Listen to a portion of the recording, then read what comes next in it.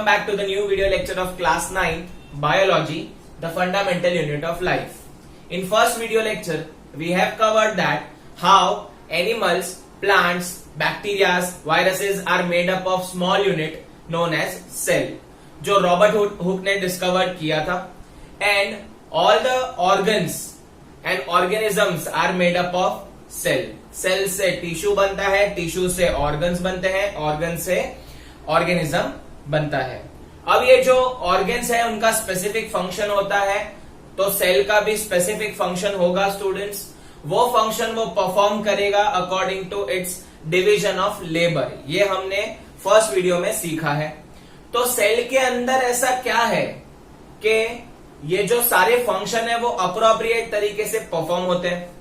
तो वही हम देखने वाले हैं. Almost all the cells, whether it is plants और एनिमल, ये तीन चीजें तो होंगी ही होंगी. क्या? Plasma membrane, nucleus, cytoplasm. तो ये तीन चीज याद रख लेना, प्लाज्मा मेम्ब्रेन, न्यूक्लियस, साइटोप्लाज्म. इसके अलावा भी बहुत सारी सेल ऑर्गेनल्स होते हैं. ठीक है, इनको भी हम सेल ऑर्गेनल ही बोलते हैं, सेल के अंदर के ऑर्गेनल. तो सेल ऑर्गेनल जो है ऐसे बहुत सारे भी होते हैं, वो हम लोग फर्दर चैप्टर में जाएंगे तब स्टडी करेंगे. फिलहाल ये तीन मेन मेजर कंपोनेंट है वो स्टडी कर लेंगे. So let us start with the plasma membrane. अब ये जो प्लाज्मा मेम्ब्रेन है वो क्या होता है?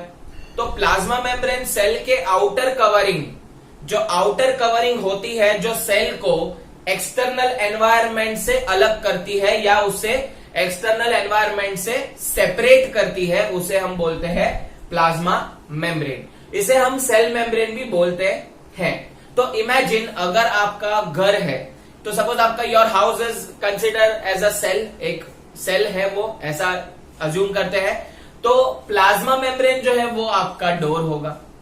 आपका जो मेन डोर है घर में आने जाने का, उसे हम प्लाज्मा मेम्ब्रेन ऐसे याद रख सकते हैं स्टूडेंट्स. ये एक मैंने एकदम इजी वे में आपको याद रखने के लिए बताया है. तो your house is there, your house is cell.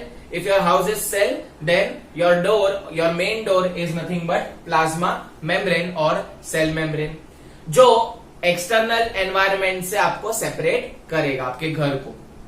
तो इसका डेफिनेशन देखेंगे, the outer most covering of cell that separates the content of cell from external environment. जो सेल के ऑर्गेनल्स है अंदर कंटेंट, उसको एक्सटर्नल एनवायरमेंट से सेपरेट करना उसका प्लाज्मा मेम्ब्रेन का काम है, सेल मेम्ब्रेन का काम है, आउटर कवरिंग. अब ये जो मेम्ब्रेन है students, it is semi permeable membrane. Underline करेंगे, ये वर्ड याद रखेंगे, सेमी परमिएबल. सेमी मीन्स थोड़ा, परमिएबल मतलब गिविंग अ परमिशन. ठीक है, सो सेमी मतलब थोड़ा, परमिएबल मतलब परमिशन. सो बहुत ही कम लोगों को या कम कंटेंट को वो अंदर बाहर जाने देगा. मतलब ये प्लाज्मा मेम्ब्रेन क्या करेगा, सबको एंट्री नहीं देगा सेल के अंदर और सबको एग्जिट भी नहीं देगा. फॉर एग्जाम्पल अभी मैंने बताया था, consider the cell as your house. तो वो जो सेल का डोर है, प्लाज्मा मेम्ब्रेन है, आपके घर का डोर है, वो स्पेसिफिक लोगों को एंट्री देगा, जैसे कि आपके फ्रेंड्स है, फैमिली है, दैट्स इट. और कोई अननोन बंदा है तो हम उसको एंट्री देंगे नहीं. यस और नो. तो इसीलिए ये परमिएबल मेम्ब्रेन होता है, सेमी परमिएबल मेम्ब्रेन. अलाउ जो है वो सब्सटेंसेस बहुत कम अलाउ करेगा एग्जिट और एंट्री को. सो इसमें क्वेश्चन ऐसा आ सकता है, why plasma membrane is known as semi permeable membrane. तो क्या बोलेंगे, it allows entry and exit of some material in and out of the cell, that's why it is known as semi permeable membrane. तो semi permeable membrane क्यों बोला जाता है? Because वो certain चीजों को ही अंदर बाहर आने देगा, अदरवाइज कोई भी एंट्री या एग्जिट नहीं होने देगा. तो आपके घर का डोर है तो वैसे ही हम लोग जैसे हमारे नोन जो चीजें हैं उसको ही हम एंट्री देते हैं, अदरवाइज एंट्री नहीं देते हैं. अब वो चीजें कौन सी है? तो सेल के लिए वो चीजें हैं वाटर, CO2 एंड O2. तो मेन वाटर, CO2, O2 इनका एक्सचेंज होता है स्टूडेंट्स. इनके एंट्री और एग्जिट सेल में फ्रीक्वेंटली होती रहती है. तो याद रख लेना, वाटर है और गैसेस में CO2 और O2 है. अब आप बोलोगे CO2 और O2, तो स्टूडेंट्स आपको पता है व्हेन यू ब्रीथ तो हम क्या करते हैं, ऑक्सीजन अंदर लेते हैं, एंड व्हेन यू एक्सेल तो आप कार्बन डाइऑक्साइड बाहर छोड़ते हैं. तो ऑक्सीजन जो है वो ब्लड के साथ मिक्स होके वो आपके सेल के पास जाएगा, तो ऑक्सीजन की एंट्री देनी पड़ेगी। और हमारे बॉडी के सेल में से CO2 जो वेस्ट है वो वेस्ट बाहर आएगा सेल के थ्रू, तो वो CO2 को बाहर भेजेगा। तो CO2 बाहर जाएगा, O2 अंदर जाएगा। अब आपका दिमाग में ये क्वेश्चन होना चाहिए स्टूडेंट्स के, ये अंदर बाहर कैसे होगा? ये हम लोग तो दरवाजा खोलते बंद करते हैं, राइट? तो इसमें सेल मेम्ब्रेन में कौन ऐसा दरवाजा बंद चालू करेगा? अब students, how movement takes place into the cell, तो सेल के अंदर कैसे मूवमेंट होगा? हमारे घर का तो दरवाजा बंद खोलना है हमारे हाथ में, बट सेल में ऐसा क्या है? तो एक प्रोसेस है स्टूडेंट्स, डिफ्यूजन बोला जाता है। क्या बोला जाता है स्टूडेंट्स? डिफ्यूजन। ये डिफ्यूजन के थ्रू ये प्रोसेस होता है एंट्री और एग्जिट का, और ये डिफ्यूजन है वो सिर्फ और सिर्फ गैसेस के लिए है। रिमेंबर दिस, ये गैस के लिए है, ये प्रोसेस का नाम डिफ्यूजन है। तो गैसियस एक्सचेंज जो होगा वो डिफ्यूजन प्रोसेस से होगा ना। What is diffusion? आपने चैप्टर 1 में भी पढ़ा है डिफ्यूजन, वो डिफ्यूजन केमिस्ट्री के लिए, ये अलग है। The spontaneous movement of a substance from region of higher concentration to region of lower concentration. Spontaneous मतलब फटक से, मूवमेंट करना सब्सटेंस का from region of higher concentration to region of lower concentration. पहले तो मैं आपको कॉन्सेंट्रेशन क्या होता है वो समझा देता हूं। स्टूडेंट्स, कंसिडर करते हैं, सपोज आपके पास 2 बीकर है, उसके अंदर हम लोग थोड़ा थोड़ा पानी ले लेंगे। एक बीकर में आपने नॉर्मल वाटर लिया है, दूसरे बीकर में आपने सॉल्ट वाटर लिया है। तो students, if you compare both the beakers in the manner of concentration of salt, तो आपको पहला बीकर है उसमें आपने नॉर्मल वाटर लिया है तो उसमें सॉल्ट कॉन्सेंट्रेशन कम होगा, और दूसरा बीकर है उसमें तो आपने सॉल्ट मिक्स किया हुआ है। तो दोनों को कंपेयर करोगे तो सॉल्ट कॉन्सेंट्रेशन दूसरे वाले बीकर में ज्यादा पाया जाएगा। तो कॉन्सेंट्रेशन का ये मीनिंग होता है। नॉट ओनली सॉल्ट, उसमें आप बहुत सारी चीजें कंपेयर कर सकते हो, शुगर कंपेयर कर सकते हो, या कोई लिक्विड डाल दिया, कोई केमिकल डाल दिया, या हमने फिनाइल वगैरह डाल दिया, तो कॉन्सेंट्रेशन वहां वाटर का बढ़ जाता है स्टूडेंट्स। तो वैसे ही यहां पे higher concentration to lower concentration हमेशा ट्रैवल करेंगी चीजें, स्पेशली गैसेस ट्रैवल करेंगे, तो उसी को हम बोलेंगे डिफ्यूजन।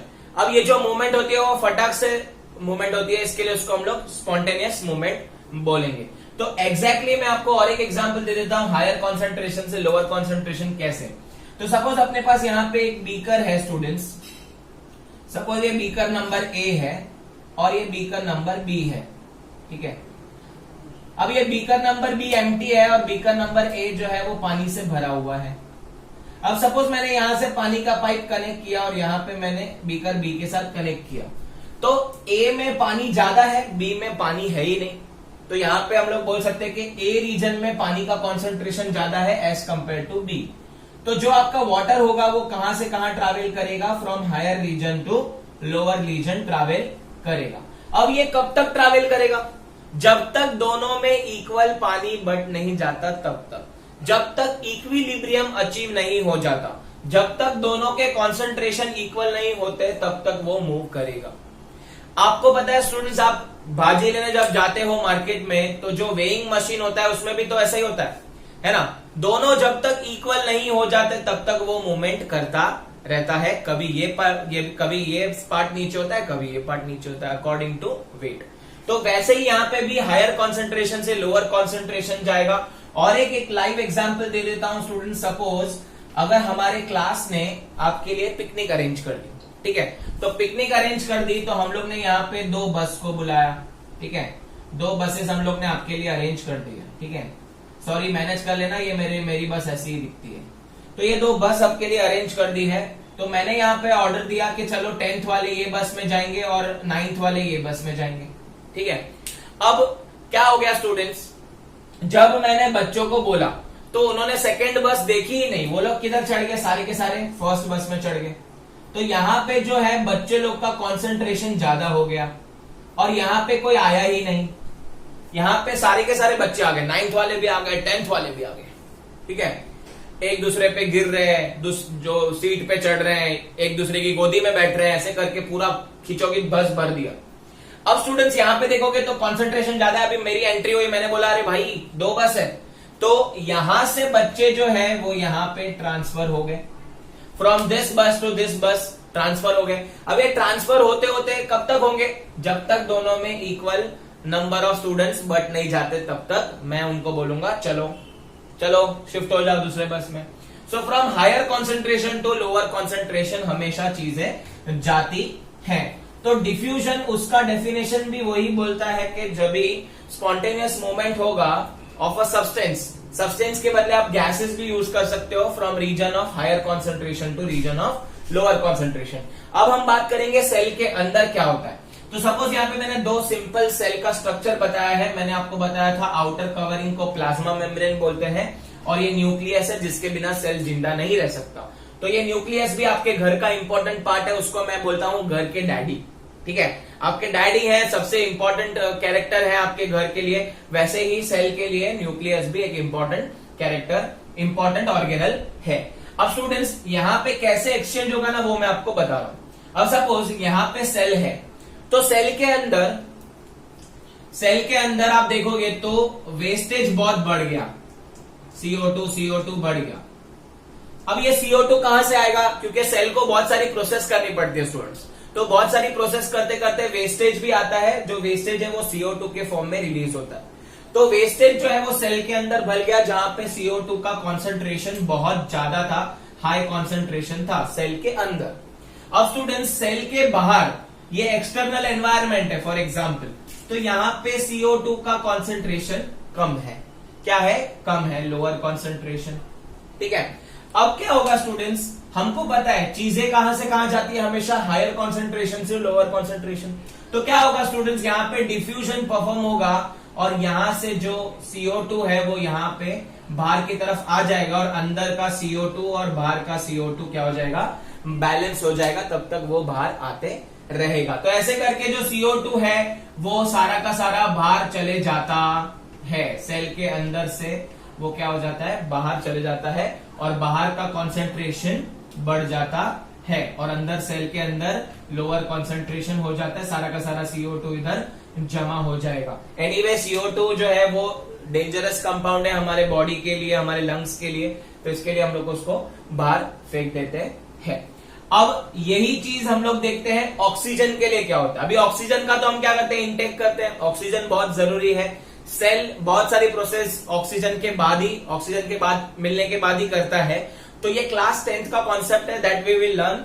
बट यहाँ पे हम लोग देख लेते हैं कि सेल जो है, अब सेल के आप बाहर देखोगे तो ऑक्सीजन बहुत सारा है। हम लोग जब भी इनहेलेशन करते हैं तो ऑक्सीजन ज्यादा है, मैं भी अभी रेस्पायर कर रहा हूं, आप भी बैठे बैठे रेस्पायर कर रहे हैं, तो ऑक्सीजन बहुत ज्यादा है बाहर की तरफ।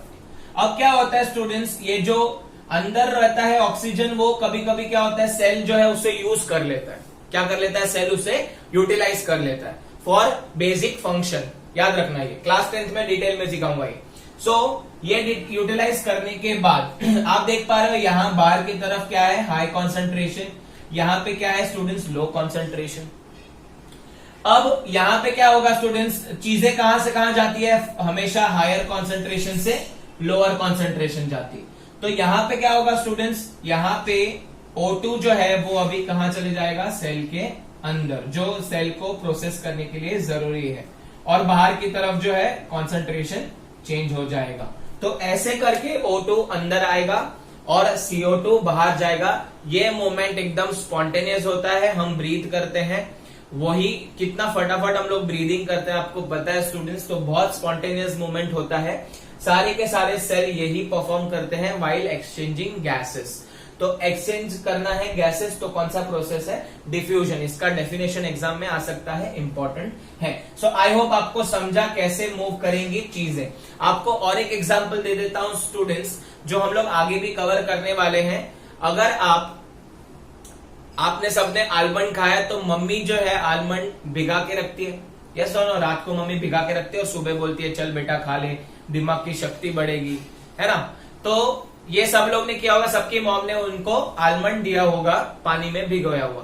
तो जब भी वो पानी में भिगाते हैं स्टूडेंट्स, तो आपने नोटिस किया होगा कि बादाम के अंदर, आलमंड के अंदर पानी का कॉन्सेंट्रेशन ज्यादा होगा, थोड़ा सा आपको लिक्विडी लगेगा। नॉर्मल आप ड्राई बादाम खाओगे तो अलग लगेगा, और मम्मी जो भिगा के देती है वो बादाम अलग लगेगा। तो ऐसा क्यों हुआ, तो बादाम के अंदर पानी का कॉन्सेंट्रेशन कम था, जैसे ही आपने उसको पानी में डुबाया तो पानी का वाटर मॉलिक्यूल हायर कॉन्सेंट्रेशन से लोअर कॉन्सेंट्रेशन चले गया और बादाम के अंदर जाके बैठ गया। तो वैसे ही यहाँ पे भी सेम चीजें होती है।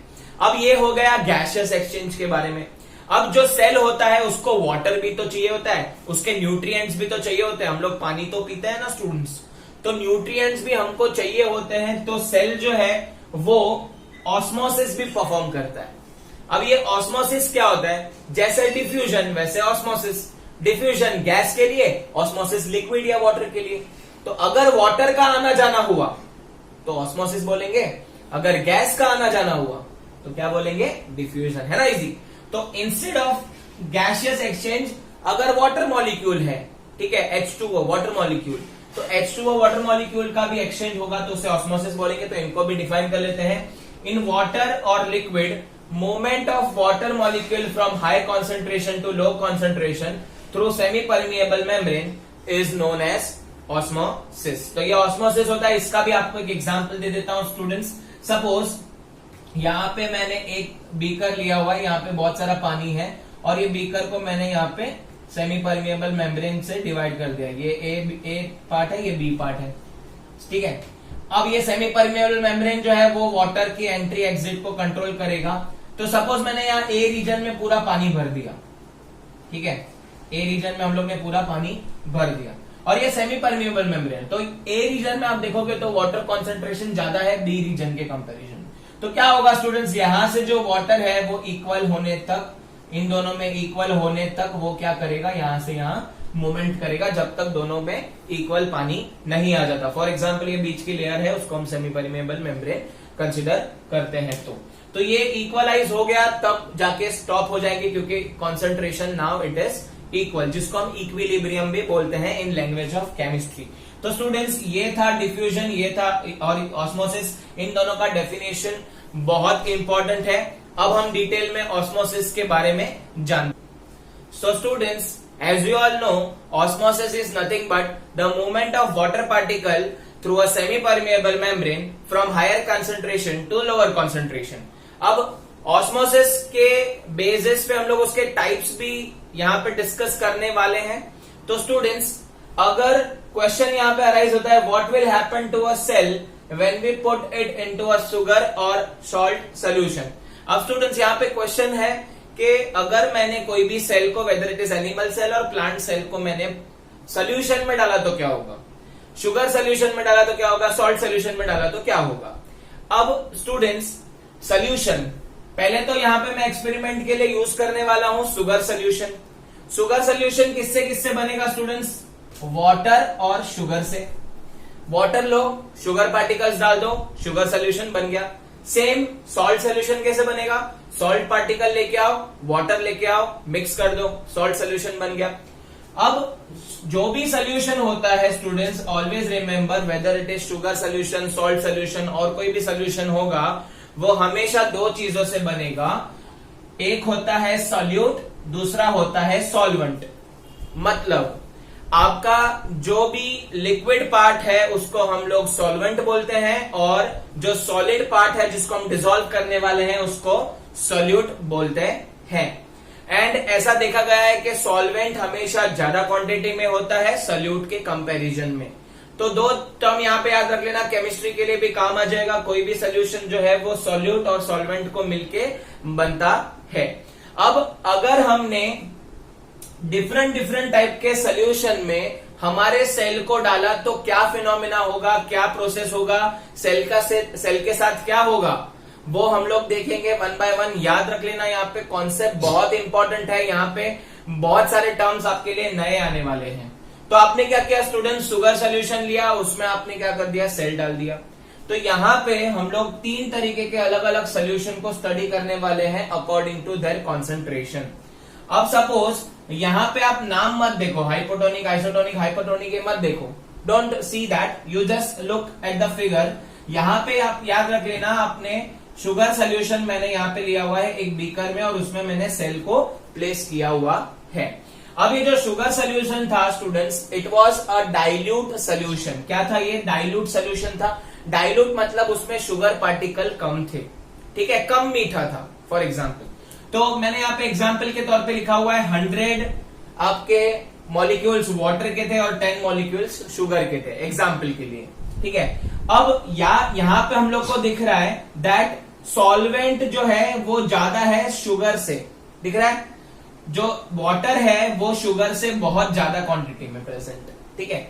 तो solvent is greater than solute. अब जब भी ऐसा होगा जहां पे आपका जो शुगर पार्टिकल है वो कम होगा सॉल्वेंट पार्टिकल से, तो उस सोल्यूशन को हम लोग बोलते हैं हाइपोटोनिक सोल्यूशन। हाइपो का मतलब लेस, स्मॉल। तो ये जो सोल्यूशन है it is very dilute in which very small amount of sugar is there and very high amount of water is present, simple. इसके लिए इसका नाम क्या है, हाइपो। हाइपो मतलब कम, कौन कम, सोल्यूट पार्टिकल कम, ठीक है। सो हाइपोटोनिक सोल्यूशन है। मैंने यहाँ पे हाइपोटोनिक सोल्यूशन को किधर लिया है, बीकर में, एंड वहां पे मैंने सेल डाला हुआ है। अब यहाँ पे आप देख पा रहे हो वाटर मॉलिक्यूल यहाँ पे बाहर की तरफ ज्यादा है, बहुत ज्यादा है, वाटर मॉलिक्यूल बहुत ज्यादा है यहाँ पे। Surrounding a cell there are lots of water molecule present, ठीक है। अब जैसे ही यहाँ पे वाटर मॉलिक्यूल का कॉन्सेंट्रेशन देखो बाहर की तरफ ज्यादा है, तो कहने से बाहर की तरफ हाई कॉन्सेंट्रेशन है, यस और नो। अब सेल के अंदर भी वाटर होगा बट कम क्वांटिटी में, लेस, एज कंपेयर टू बाहर। बाहर तो बहुत ज्यादा है, देखो ना 100 मॉलिक्यूल है, सेल के अंदर कुछ तो रहेगा 20-30 वॉटेवर। सो हायर कॉन्सेंट्रेशन है और सेल के अंदर लोअर कॉन्सेंट्रेशन है, तो ऑस्मोसिस परफॉर्म होगा कि नहीं होगा, होगा। क्यों होगा, दोनों में डिफरेंस है, एक हाई है एक लो है। So water will move from where to where, तो water will move from high concentration to low concentration. तो कहां से कहां जाएगा, बीकर का पानी कहां चले जाएगा, सेल के अंदर। सेल के अंदर पानी चलेगा तो स्केल क्या हो जाएगा, फूक जाएगा, इजी है। तो हाइपोटोनिक सोल्यूशन वो सोल्यूशन होता है जो डाइल्यूट सोल्यूशन बोला जाता है। डाइल्यूट मतलब जिसमें शुगर पार्टिकल या कोई भी सॉल्यूट पार्टिकल कम होंगे, वाटर पार्टिकल ज्यादा होंगे, बाहर की तरफ वाटर पार्टिकल का कॉन्सेंट्रेशन ज्यादा है। मूवमेंट तो वाटर पार्टिकल की होने वाली है। ऑस्मोसिस क्या है, वाटर पार्टिकल का मूवमेंट। यहां पे आपको शुगर पार्टिकल को किधर भी नहीं भेजना है, ओके, रिमेंबर दिस। तो ये हो गया आपका पहला हाइपोटोनिक सोल्यूशन। नाउ सपोज आपने दूसरा सोल्यूशन लिया हुआ है, दूसरा एक बीकर लिया मैंने, वहां पे मैंने 100 मॉलिक्यूल ऑफ वाटर डाल दिया, 100 मॉलिक्यूल ऑफ शुगर डाल दिया। तो जितना वाटर उतना शुगर, तो ये जो कॉन्सेंट्रेशन है वो इक्वल हो गया। अभी दोनों का कॉन्सेंट्रेशन इक्वल हो गया, सॉल्यूट पार्टिकल और सॉल्वेंट पार्टिकल दोनों इक्वल है। तो ऐसे सोल्यूशन को हम लोग बोलेंगे आइसोटोनिक सोल्यूशन। आइसो मतलब न्यूट्रल या इक्वल, ठीक है, जहां पे सॉल्यूट और सॉल्वेंट पार्टिकल इक्वल है। मैंने ऐसा सोल्यूशन बीकर में डाला। उसके बाद मैंने उसमें क्या डाला, उसमें मैंने डाल दिया सेल, हमारा जो भी प्लांट या एनिमल सेल था वो डाल दिया। अब आप नोटिस करोगे यहाँ पे सॉल्वेंट और सॉल्यूट इक्वल नंबर में है, तो कोई प्रॉब्लम है क्या, किसको इधर से उधर मूव करने की जरूरत पड़ेगी नहीं। यहाँ पे भी कुछ तो वाटर मॉलिक्यूल्स होंगे, बाहर भी कुछ तो वाटर मॉलिक्यूल्स होंगे, उनके बीच में एक्सचेंजेस होगा बट इन इक्वल अमाउंट। मतलब जितना वाटर मॉलिक्यूल यहां से यहां आएगा वापस उतना ही वाटर मॉलिक्यूल यहां से यहां अंदर आ जाएगा, बिकॉज यहाँ पे कोई भी ज्यादा नहीं है कोई भी कम नहीं है, बोथ आर इक्वल। तो इक्वल है तो यहाँ पे हम लोग दोनों का वेइंग मशीन का मैंने एग्जांपल दिया, तो दोनों इक्वल है तो वो ऊपर नीचे नहीं होगा, इक्वल ही रहेगा। तो जितने वाटर पार्टिकल अगर सपोज बाहर भी चले गए तो बाहर से उतने वापस अंदर आ जाएंगे। क्लियर है। तो ऐसे सोल्यूशन को आइसोटोनिक सोल्यूशन बोलेंगे। अभी मेरे को बताओ स्टूडेंट, सेल के अंदर जितना वाटर बाहर गया उतना वापस अंदर आ गया, जितना बाहर गया उतना वापस अंदर आ गया, तो सेल का शेप चेंज होगा क्या, नहीं होगा। कोई फर्क पड़ेगा नहीं, तो सेल का जो साइज है वो एज इट इज रहेगा। I hope it is clear. पहला हाइपो है जिसमें डाइल्यूट सोल्यूशन था, ये आइसो है जिसमें इक्वल कॉन्सेंट्रेशन था। अब लास्ट बात करते हैं हाइपरटोनिक। अब हाइपर का मतलब आ जाता है मोर, मतलब ये जो सोल्यूशन है वो कॉन्सेंट्रेटेड सोल्यूशन है। कॉन्सेंट्रेटेड मतलब क्या, सॉल्यूट पार्टिकल ज्यादा है सॉल्वेंट से, मतलब शुगर एकदम ज्यादा होगी वाटर के कंपैरिजन में, मतलब चाशनी टाइप। आपने गुलाब जामुन तो खाए रहेंगे, चाशनी रहती है, वहां पे शुगर बहुत ज्यादा रहती है एज कंपेयर टू वाटर। तो ये वही एग्जांपल है स्टूडेंट्स, वो सोल्यूशन को बोलते हैं हाइपर। हाइपर क्यों बोला, क्योंकि सॉल्यूट ज्यादा, शुगर ज्यादा, पानी कम। तो अगर आप देखोगे तो पानी के मॉलिक्यूल जो है वो बहुत ही कम रहेंगे, एकल दोकल, 2-4 पार्टिकल इधर उधर घूमते रहेंगे। तो बाहर का जो कॉन्सेंट्रेशन है वो लेस कॉन्सेंट्रेशन हो जाएगा। अब ऑब्वियस है सेल के अंदर भी वाटर प्रेजेंट होता है जो एज कंपेयर टू आउटसाइड बहुत ज्यादा होगा, अंदर बहुत सेल के अंदर वाटर कॉन्सेंट्रेशन ज्यादा होगा। तो कहने से water concentration inside a cell is higher concentration. अब मेरे को बताओ ऑस्मोसिस परफॉर्म होगा कि नहीं होगा? होगा, क्योंकि डिफरेंस क्रिएट हुआ है। तो क्या होता है ऑस्मोसिस में? हायर कॉन्सेंट्रेशन से लोअर कॉन्सेंट्रेशन जाता है। हायर कॉन्सेंट्रेशन कहां है? सेल के अंदर। सेल के अंदर से कहां जाएगा पानी? बाहर की तरफ। तो ऐसे करके जो आपका अंदर का सेल का पार्टिकल्स है, वाटर पार्टिकल, वो बाहर निकल जाएगा। इसका मतलब सेल जो है वो आपका श्रिंक हो जाएगा, क्योंकि सारा का सारा वाटर पार्टिकल या वाटर मॉलिक्यूल बाहर जा चुका है। तो ये सोल्यूशन का नाम हाइपरटोनिक है, ये फिनोमिना का नाम नहीं है स्टूडेंट्स। इधर सोल्यूशन कौन सा था? Hypotonic, dilute. यहाँ पे सोल्यूशन कौन सा था? मोर, हायर कॉन्सेंट्रेशन वाला, जिसको बोलेंगे हाइपरटोनिक। यहाँ पे सोल्यूशन कौन सा था? इक्विलिब्रियम था, इक्वल था, आइसोटोनिक। तो depending upon the solution taken by you, cell का अलग अलग चीज होता है। तो हाइपोटोनिक सोल्यूशन है तो सेल जो है वो फूल जाता है, आइसोटोनिक सोल्यूशन है तो कुछ चेंज होता नहीं है, हाइपरटोनिक सोल्यूशन है तो सेल श्रिंक हो जाता है।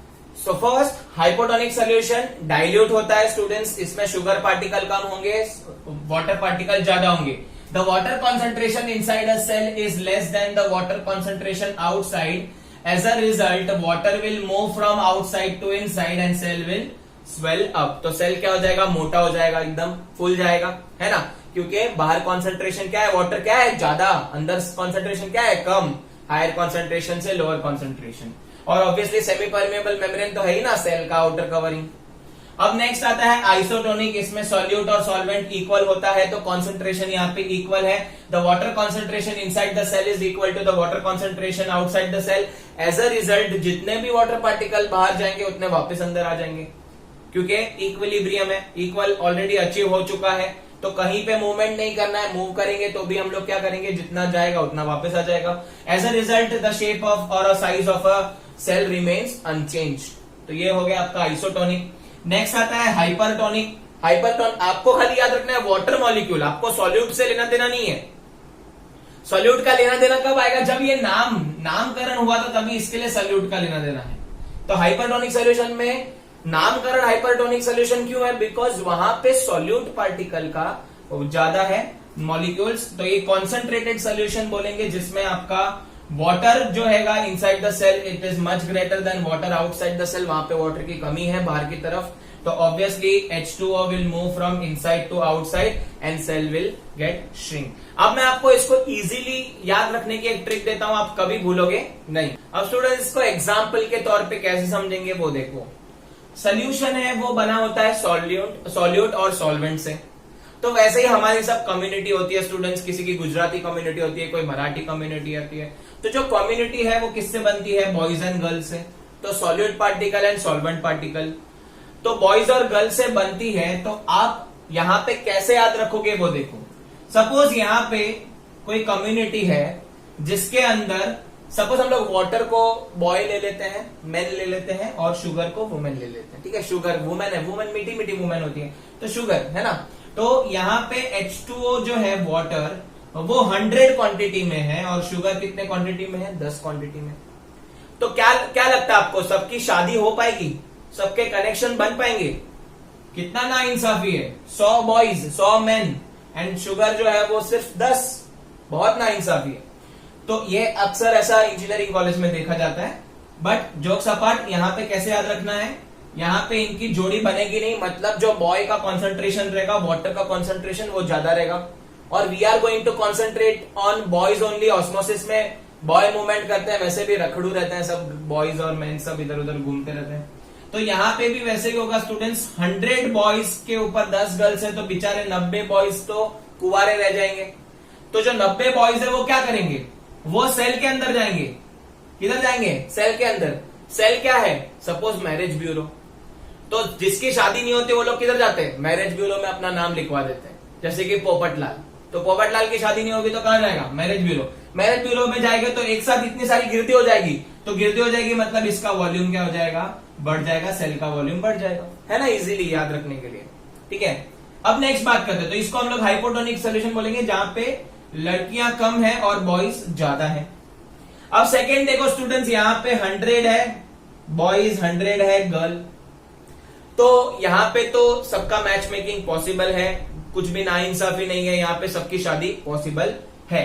बट क्या होगा स्टूडेंट्स, इनको ऑब्वियसली उनकी मैच मेकिंग करनी है, तो उनके हिसाब से लड़का या लड़की उनको सिलेक्ट करने की छूट दी गई है, इंडिपेंडेंस है। तो वो लोग क्या करेंगे, मैरिज ब्यूरो के पास तो सब डेटा होता है कि कौन क्या है, कितना कमाता है, किधर घर है, ये सब क्राइटेरिया देखते हैं, कितने कार है, कितने बाइक है, वो सब क्राइटेरिया देखने के लिए यहाँ पे वाटर पार्टिकल इधर उधर मूव करेंगे, लेकिन क्या होगा, वो इक्वल ही डिवाइड हो जाएगा, तो कोई प्रॉब्लम नहीं है। 100 लड़के 100 लड़कियां इक्वली डिवाइड, कुछ भी जाएगा नहीं कुछ भी।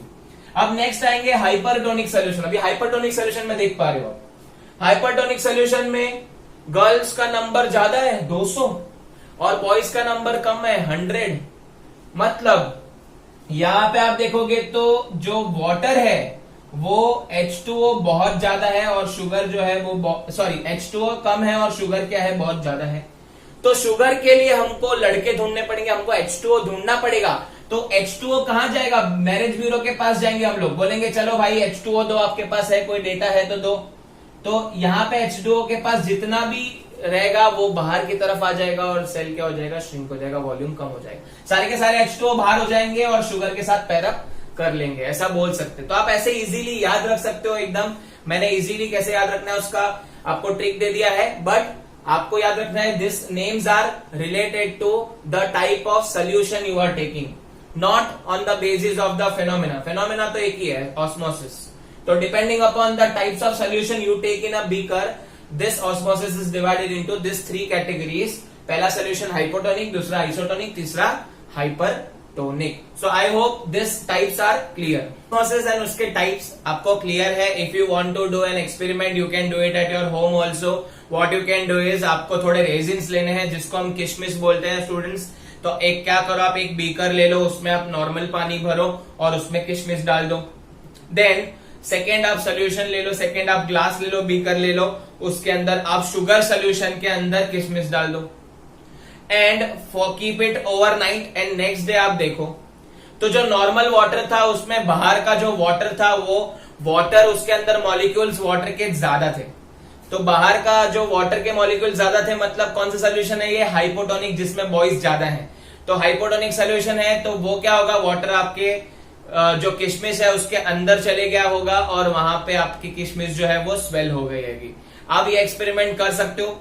सेकेंड बीकर में अगर आप देखोगे तो आपने शुगर सोल्यूशन लिया है, तो शुगर सोल्यूशन में आपके वाटर पार्टिकल जो है वो कम रहेंगे, मतलब ये आपका कॉन्सेंट्रेटेड सोल्यूशन है, हाइपरटोनिक सोल्यूशन जिसको बोलेंगे। अगर आप हाइपरटोनिक सोल्यूशन में डालोगे तो सेल का जो अंदर, जो किशमिश के अंदर के जो वाटर मॉलिक्यूल रहेंगे वो भी बाहर आ जाएंगे और किशमिश क्या हो जाएगी, श्रिंक हो जाएगी। तो ये दोनों केस में आप कंपेयर कर सकते हो। अब जहां पे एग्जिट ऑफ वाटर हुआ है, जहां पे एग्जिट ऑफ वाटर हुआ है जिसमें हाइपरटोनिक सोल्यूशन था उसको हम लोग एक्सो ऑस्मोसिस बोलेंगे, एंड जहां पे वाटर सेल के अंदर गया है वहां पे हम लोग बोलेंगे एंडो ऑस्मोसिस। तो ये एक दो नाम भी आपको याद रखना पड़ेगा। तो एग्जिट ऑफ वाटर मतलब exo osmosis and entering of water is nothing but endo osmosis. अब आप बोलोगे सर ये ऑस्मोसिस और डिफ्यूजन के एप्लीकेशन क्या है, क्या यूज है इसका। तो बहुत सारे यूनिसेल्युलर ऑर्गेनिज्म है, हम तो मल्टी सेल्युलर है, बट बहुत सारे बैक्टीरिया, फंगस वगैरह जो भी यूनिसेल्युलर है वो यही मीडियम से वो अपने बॉडी के अंदर वाटर और गैसेस लेते हैं और बाहर भी छोड़ते हैं, ठीक है। Then roots of a plant absorb water through osmosis. तो रूट्स जो है उसको भी क्या लगता है, उसको भी वाटर चाहिए रहता है, तो ऑस्मोसिस के प्रोसेस से वो वाटर अंदर लेता है। और आपको जान के शौक लगेगा स्टूडेंट्स, रूट, स्टेम, लीव्स सारे के सारे क्या करते हैं, रेस्पिरेशन भी करते हैं। तो उनके जो हर एक पार्ट रेस्पिरेशन करते हैं, हमारे तो सिर्फ लंग रेस्पिरेशन में पार्ट लेते हैं। वहां पे अगर आप देखोगे तो रूट, स्टेम, लीव सब पार्ट लेंगे। तो रूट्स में एब्जॉर्प्शन ऑफ गैसेस जो है वो भी हमारा ऑस्मोसिस और डिफ्यूजन। ऑस्मोसिस में वाटर अंदर आता है, डिफ्यूजन मतलब गैसेस एक्सचेंज होता है। तो रूट्स भी सांस लेते हैं students, yes, to exchange gases and nutrient from the surrounding. और एक चीज है यहाँ पे, रूट्स हैं, ऑर्गेनिजम्स हैं, यूनिसेल्युलर जितने भी है, अमीबा वगैरह, उनको न्यूट्रिएंट भी लगता है सर्वाइव करने के लिए, तो न्यूट्रिएंट है, उनका फूड है, ये सब भी वो ये प्रोसेस से अपने बॉडी के अंदर लेते हैं। अब स्टूडेंट्स, ये जो प्लाज्मा मेम्ब्रेन है वो एकदम फ्लेक्सिबल होती है और वो ऑर्गेनिक सब्सटेंस जिसको लिपिड और प्रोटीन बोलते हैं उससे बनती है।